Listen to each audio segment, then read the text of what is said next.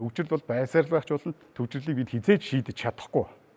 Энэ Улаанбаатар хот танаа намын үзлэр бол одоо ямар үндслээр хэлж байгаа вэ? Бид тэгвэл төгжирсээр л байх болов хүн ам өсөж байгаа бүр сүулдэ нам гацаан зогсох юм байдалд ирэх юм байна. Тэгэхээр ямар нэгэн шийдэл байхгүй нэ гэж ойлгохгүй эсвэл энэ талаар бодоогүй нэ гэж үзэх үү? Монголын үндэсний олон нийтийн радио телевизээр явуулж байгаа энэ намуудын мэтгэлцээ гэдэг чинь зүгээр энэ таниулцуулгын хэмжээнд л явагдаж байгаа. Мэтгэлцгийн бус тэ бодлогын мэтгэлцэг юм биш. Одоо энэ асуудлыг шийднэ гэд замын төвжирлийн асуудал шийдэх гэдэг чинь бол энэ бол нийслэлийн эрх зүйн хэмжээнд л өөрсдөө нийслэлийн иргэдийн төлөөчтэй хууль болон засаг дарга шийдэх асуудал болохоос биш. Одоо өнөөдрийн энд бид нар намуудаас орж ирж байгаа бид нар төлөөлөл бол энд бодлогын юм яриа зогсож байгаа хэрэгтэй байхгүй юу? Аж ахуйн сэдвтэй иргэдийн төлөөлөгчтэй хурлын хийх ажлуудыг л энд яриа зогсож шүү дээ. Яг өнөөдөр. Урт хугацааны чинь бодлого нь ямар бодлого байгаад байгаа. Яг хэдэн хувь төвжирлийг ийм асуудлыг шийдвэл хэдэн хувь буураад яа шийдэх гээд байгаа. Одоо өнөөдөр ингээд надад энэ байна ч л энэ оюутны засгийн газрын 15 шийдэлгээд зогсоолгүй бүс үе болгох, автомашингүй гудамж бий болгох гэл дандаа алхаж явах хэрэгтэй юм. Бидний нэг цогцоор навахгүй зүгээр өнөөдөр ингээд сургууль бариад шийдчихгүй, зам бариад л шийдчихгүй. Угаасаа одоо бид нар замаа өргөдөхч боломж байхгүй. Гарц гаргалгаа нь яг ямар юм байгаад. Зөвхөн л хүртээмжийн тухай асуугаад шүү дээ, тий. Явган үний зам нь аль нь мэдэхгүй, дугуйн зам нь аль нь мэдэхгүй.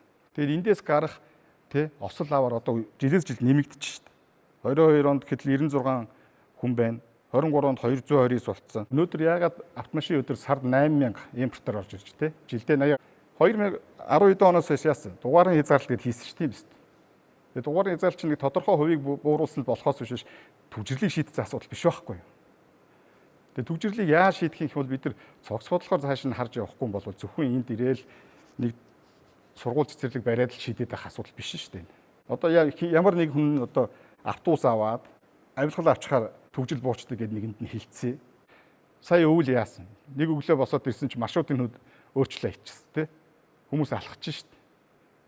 Тэгээ чадaltaй гүгээд автобусан суудаг хөгшид хүүхдүүд нь автобусандаа суучдаггүй.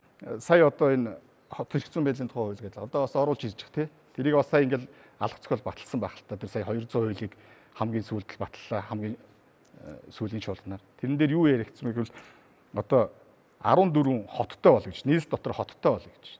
46 хороотой бол гэж. Бидэргээл нэг нэршил хөөгөл яваад ах юм. Тэ?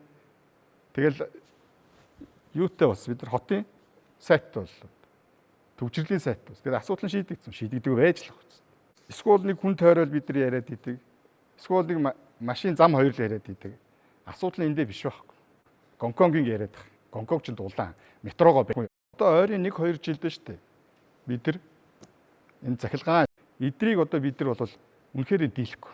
Цаашид өсгөх хүн амаа бид нар яах юм? Тэрийн яах давхарлал сургуулийн бариад ах юм уу? Тэ?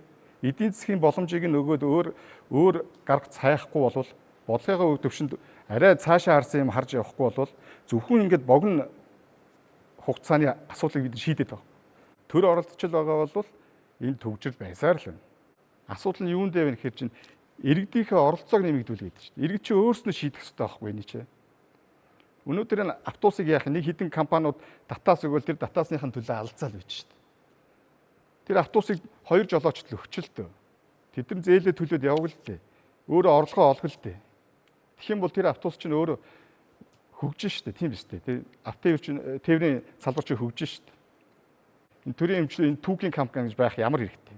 Нэг төсөв багахан төсөв өгөл янз л гэдэг тий. Дараагийнхын зун урсаа ажиллагаатай болоод төрийн эмчилгээ энэ түүхийн компани гэж байх ямар хэрэгтэй. Тэр замын арчилгаатай байгаа тэр компани өөрөө хариуцаад тийм биз дээ. Тэгээ биднээс авж байгаа энэ замын төлбөрийг авж байгаа бол тэрийг тэр компанитай өгөл. Сайн зам тавиал байсан бол тэр нь мөнгө нь хуримтлагдаад тэр компани томрол байж л өгөл. Тийм биз дээ. Дараа нь арчилгаа турдууд компани хийгээл явна шүү дээ. Бид нар зүгээр зам дээрх төлбөрөөл төлчих л та. Тэ?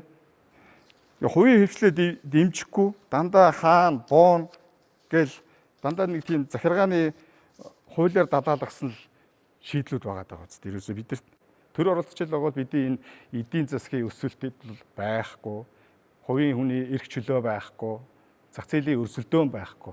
Шийдэх гээд байгаа гарах гарцлага дандаа нэг захиргааны арга хэмжээ аваад байгаа байхгүй. Торгон, хорин тий. Тэгээ ерөөсөө л энд хүний ингээл бөөгнөрл байна гэдэг чинь зах зээл байна. Энд чинь амьдрал буцалж шít. Эдрийг яах гэдэг юм, болиулах гэдэг юм хүчээр. одоо хөдөө орон нутгаас шилжиж ирж байна. Хүн амын өсөлт маань байна. Яаж өөрсөндөө бид нар иргэд өөрсдөө сонголттой байж ээж, олон төрлийн сонголттой байж ээж тийм биз дээ. Тэгжээж энэ асуудал шийдэгдэх ёстой. Эдийн засгийн төрийн оролцоог багасгахгүйгээр бид нар хизээж энэ төвжирлийг шийдэхгүй.